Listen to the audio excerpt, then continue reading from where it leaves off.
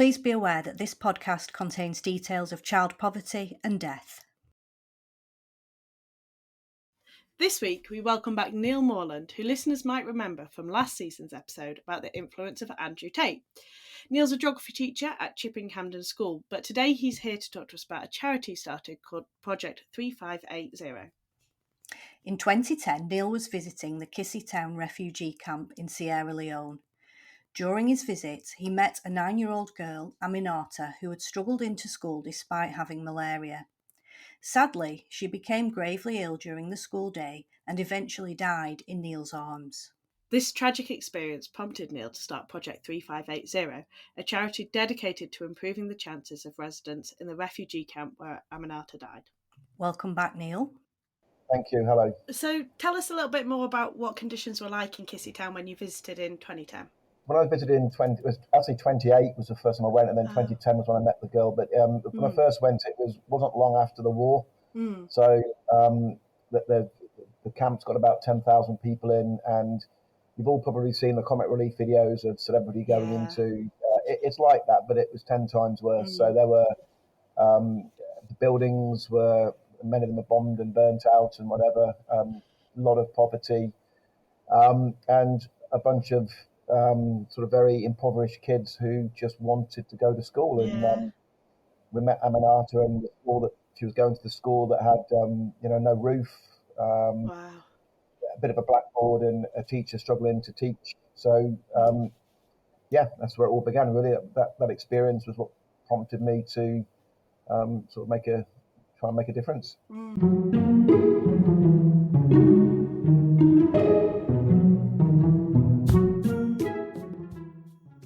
So, how did you come to start Project 3580 and why is it called that?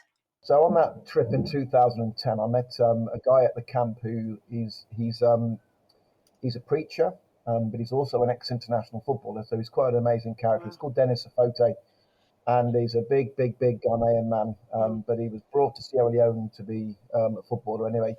Since then, he became a pastor of the church that's beside our school, and I met him.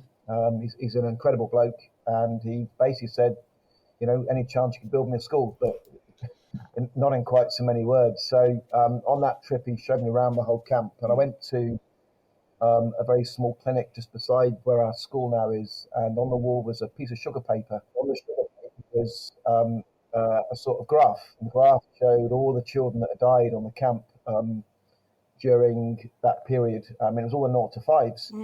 So I got back to the window, I was sort of rooting through the photographs and found that picture, and I counted up all of the numbers written in sugar paper, and the number of 0 to 5 children that had died was 3,580. So that became a very poignant figure for me. I used to work in a massive school in Birmingham with about 2,500 kids, and it's unimaginable. So that's where the number comes from.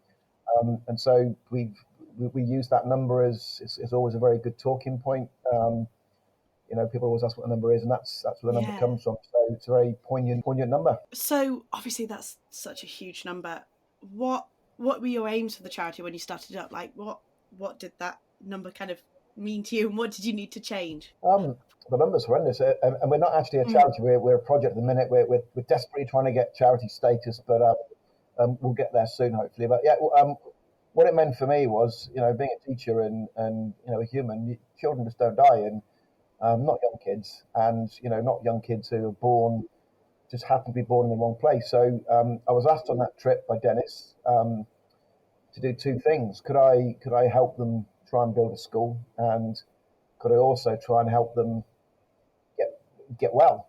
And the biggest killer in that, for those 3,580, the biggest number of deaths was caused by malaria, which is relatively easy to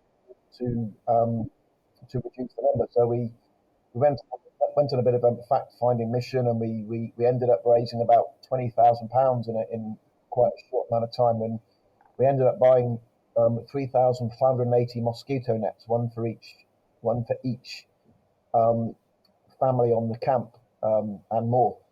And so we bought those first of all. We distributed them, and pretty quickly in that first year, when the nets were in use, the number dropped to just under 2,000. So we halved the number kind of straight away, and then we just kept on that. And then building of the school, I'm a teacher. I'm a man who can just about put some shelves up. So I kind of got a few mates involved, did a few bits and pieces, and raised some money. And then we started off by, we tried to employ all the guys in Sierra Leone to do all the work, so we keep the money within the country. So got a bunch of builders together, and we built the first classroom block, and we opened it, and yeah, that was the start of it. So once that was underway, it mushroomed from there. I never really intended to build one classroom, and then once you've started, you can't really stop. And we're now what, 13 years on. We've got 16 classrooms, got an entire primary school, and we've just started building a secondary school. Oh wow! And another primary school. So I now have a multi-academy trust in Sierra Leone. So that's so it's wow. How did you end up going to Sierra Leone to see this refugee camp in the first place? By luck, I get a local newspaper to my door every week, and I normally just go straight in the recycling bin. I never read it; it's just nonsense normally. But for whatever reason, I opened it up, and the first page I came to was an advert by a guy called Dr. Laurie Reed, who is an ex-orthopedic surgeon, and he used to be a headmaster in Syria many years ago. And he was asking, does anybody have any old textbooks that they could donate? So I thought, I work in a big school. I phoned him. He immediately invited me for a drink, and 4 hours later, he had me in the palm of his hand and invited me out. I said, yep. I went out there. I was totally terrified. First time I found my whole experience totally overwhelming. But he always said to me that Africa gets under your skin, and I understand what he means now. And once you've started doing something, it's really difficult to not keep doing it. So yeah, I've kind of gone from just popping over to see what things are like now to going every year and raising funds where I can. So how do you raise money, Neil?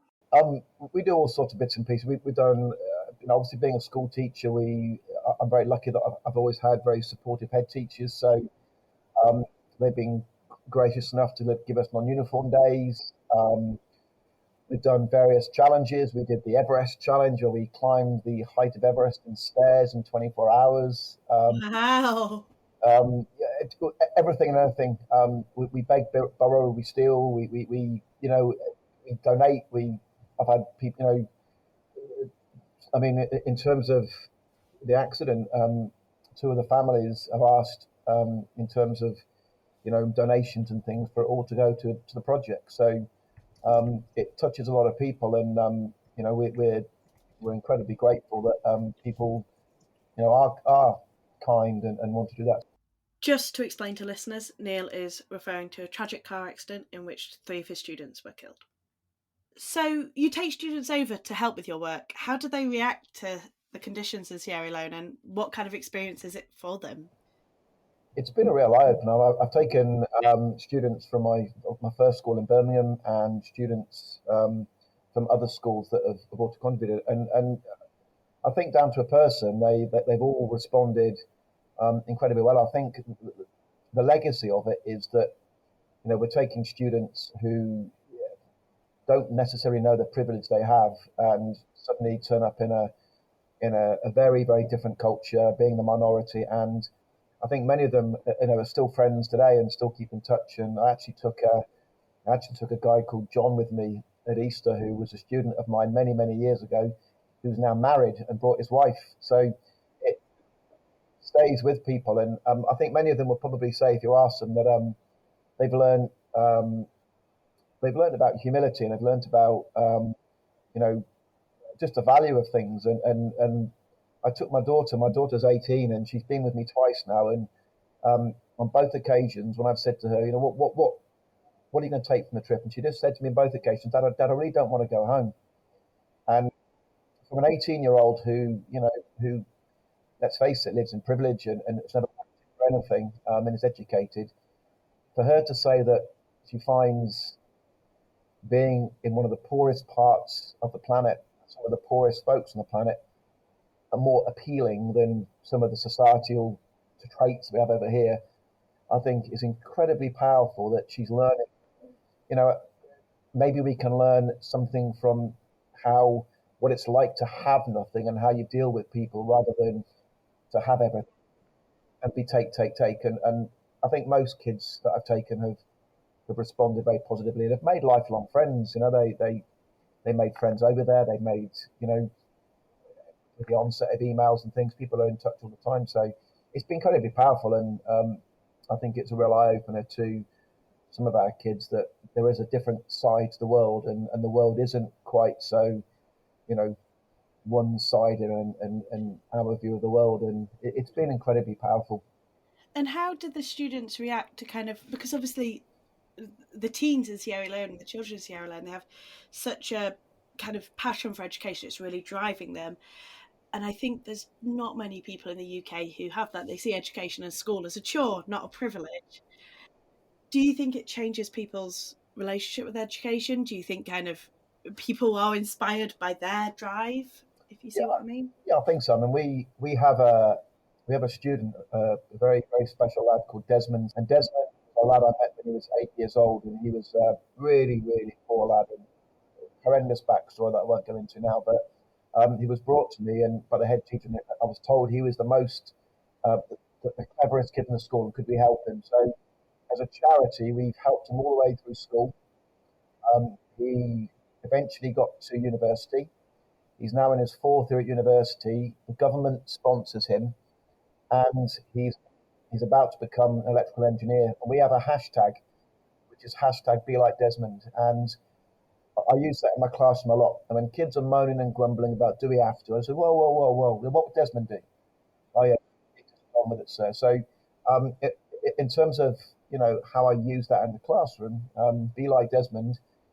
Every student I teach knows Desmond, and they know that if they decide they're going to drag their feet or whatever, I just say, look, be like Desmond. What would Desmond do in your situation? And they go, yeah, all right, I get it, and they kind of fall back in line. So that's been really, really something. And Desmond's somebody who I see him every year. We've got loads of videos of him and footage that we use in lessons and things just to inspire the kids that yes, there are barriers in the way, but no one barrier is unsurmountable, and it just takes a little bit of resilience and effort, and you can get to, the top of the tree or whatever you want to get to. So, yeah, it does work with some of our kids, but not all.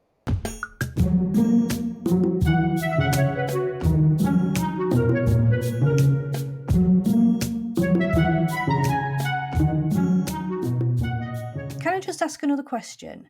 This is a refugee camp.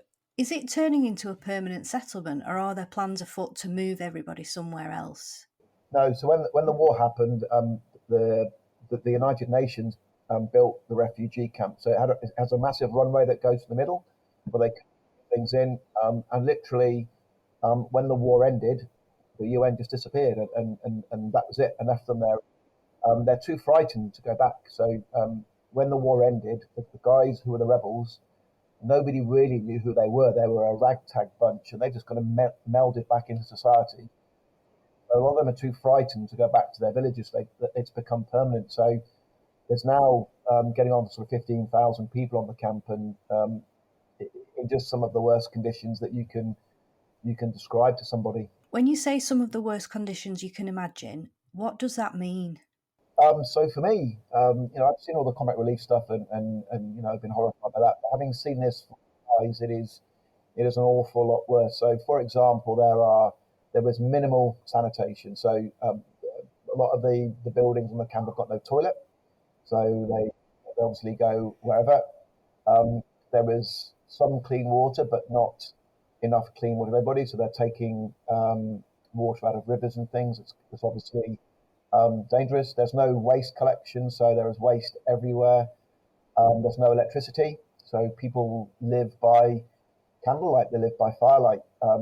There is minimal. The buildings are made. Some of them are made of mud still, mud and sticks, plastic.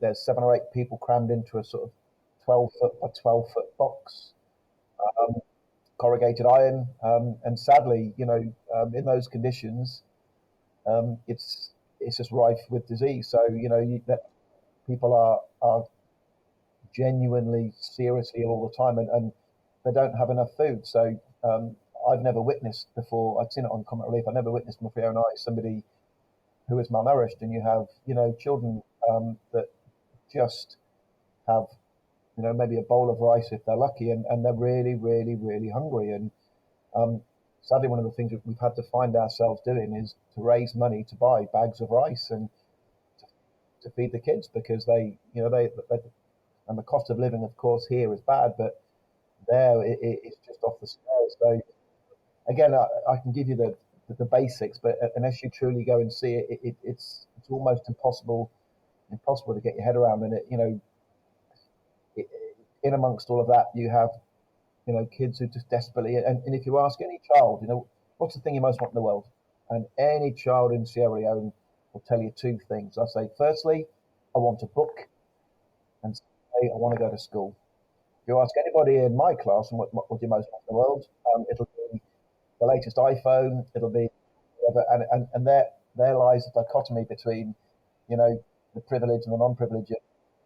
A simple book, and just to go and sit in a classroom and learn, for them is just the best thing ever. And trying to explain that to students in England, whereas you like to say, there's some kids, sure, isn't it? Education's just done to them, or they perceive it that way, and whereas actually they're just an extraordinary privilege to be able to read and write and have a teacher on a desk and a pen and all the rest of it. It's just off the charts. So yeah, that's sort of what it's like, the day-to-day grind of somebody in Kissytown camp.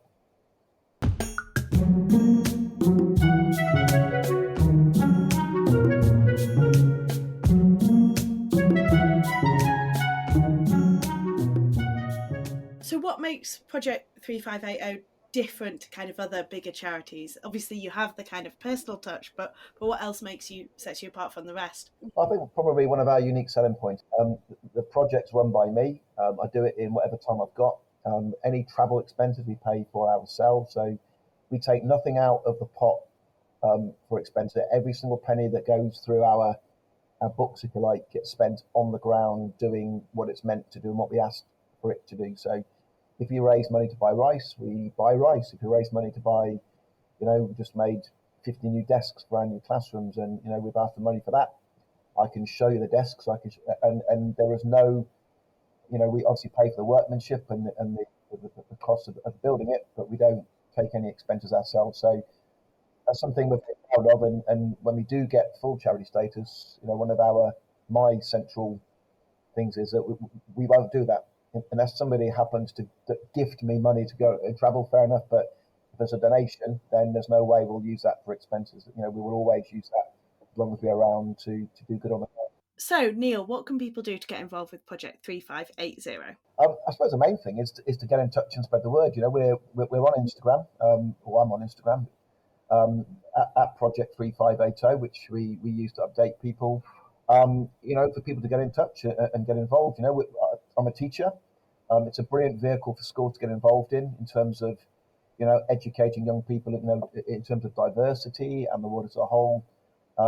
We have some schools that are involved that do letter writing, so I take letters over and bring them back, and kids can liaise. I'm able to, through the wonders of Microsoft Teams, I can speak live in my classroom to the poorest kids on the planet, and I can get kids in Chipping Camden who are in some instances quite privileged children to talk to face-to-face, real-time students in a refugee camp in Sierra Leone who have very little, and that's a very powerful window on the world. I've got an interactive whiteboard like most people have got. For me, it's a window, and it's a window into that world. And if I can open that window and let our kids see what the world is like, and what refugees are really like, they're not these people in boats that we keep turning around necessarily. They are people that are looking to improve their lives, and they're running, to get the kind of lives that we all enjoy. So it's a brilliant vehicle for all sorts of bits and pieces in schools. And if people are listening from schools, get involved, get in touch, speak to me.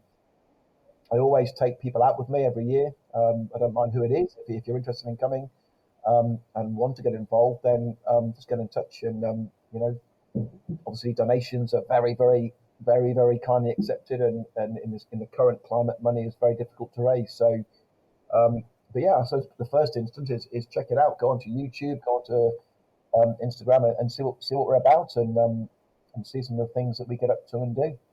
And what about things like, I mean, I know I've got some old textbooks and I get a lot of free samples and stuff like that. Is there a way that I can, you mentioned it right at the beginning, now that's how you got involved. Yeah, so is there a way that I can... Yeah, of course. One of the things that we do every so often, we ship out a shipping container, and we fill it to the gunwales with everything we can possibly find.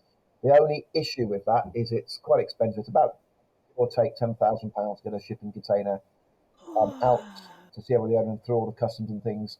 However, that said, £10,000 investment in the container, the value of what you can put inside a 40-foot container is astronomical, and that's a lot of money, but the good that those goods can do in a container is way beyond. That is money very, very well spent every so often. And I gather everything in my garage. My garage is a Aladdin's cave of textbooks and everyone's libraries, and I essentially collect anything. And then when we have those funds or they're donated, and we decide that we want to send a container up, that's the best thing we can do with the money at the time. We'll chuck it on a container and send it out along with everything else we can sort of beg, borrow and steal from the public. What do you typically put in? Is it books and pens, or is it more varied than that? Yeah, we've sent out 4 containers so far. So we put in there anything from textbooks to, we've taken generators before, we've taken fishing nets, bicycles, loads of bicycles, sewing machines, because a lot of the women are seamstresses, so we put them into business. We put in school equipment, we put in football goals, we've taken 8 old NHS hospital beds, we've put in an entire ex-council climbing frame, and we rebuilt it in Sierra Leone. We take absolutely anything at all. So, yeah. Oh, Neil, I think I can fill a shipping container from my own house. Once we ask people, it's amazing. Everyone's, the number of people that got an old sewing machine, an old bike, and we've got a guy in the camp who is our mechanic. He refurbs all the bikes, and then, a lot of them can't afford transport, so it makes them mobile. We ship out old mobile phones, so we take over old smartphones and then recondition them. And it may sound not good, but once they've got a mobile phone, they can then access the world. So 5G is over there now. Of course, once you can get them onto the web, then the amount of educational resources that they can get hold of is just, it's. So we do pretty much anything at all, and then sometimes there are some specific things they ask for. So we take over some medical stuff. We take over old band, everything we can squeeze in, from clothing to blankets to children's clothes to you name it. We put it in a container, and it does its work over there. So if, like me, you've been absolutely inspired by Neil, and genuinely you're so inspiring, do check out, it's Project 3580. Google it, Instagram it, and if you can't find the stuff you need, drop us an email at beyondmailbag@twinkle.co.uk and we can send you all those details out. Thank you so much for joining us, Neil. You're welcome. Thank you for having me. Thank you, Neil.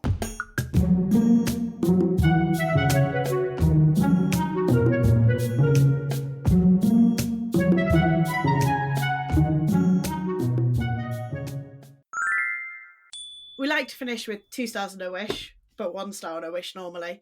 And I think we all agreed that our star this week is be like Desmond. I think, I really hope to kind of take that with me. And Neil, you had a wish that you wanted to share. Yeah, and Desmond's an incredible human, and Desmond is a very shy lad and rarely asks for anything and does not like any praise at all. And when you ask him to, give you a few words about how to be successful and what message have you got for the children in England, his message is stay humble, work hard, be kind always. And that's coming from a boy who's got the most horrendous backstory.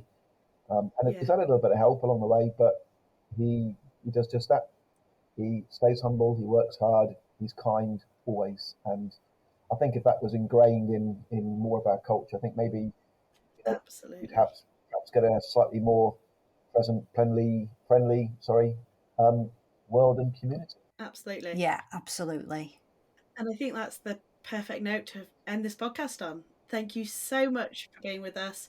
If you want more details about Project 3580, have a look online or email us at beyondmailbag@twinkle.co.uk. And if you've really liked this episode, go back and listen to our Andrew Tate one with Neil. Thanks for joining us. Don't forget to like, subscribe and follow. And thank you so much, Neil. You've inspired me and probably hundreds of other people. Yes, thank you, Neil.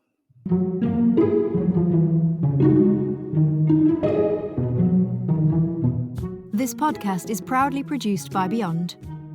Please bear in mind the views and opinions expressed are those of individuals and may not represent those of Beyond or Twinkle.